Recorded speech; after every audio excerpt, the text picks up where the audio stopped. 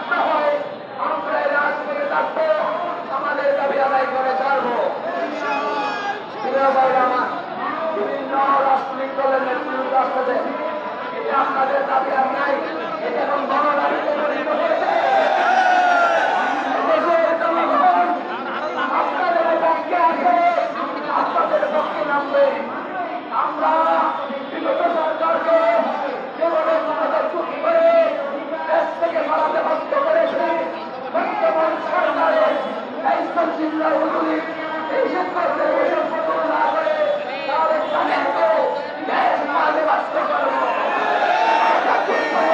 দেশ থেকে বিতাড়িত করবো। আপনাদের দাবি আদায় করে যাবো ইনশাআল্লাহ। ধন্যবাদ সবাইকে সুন্দরভাবে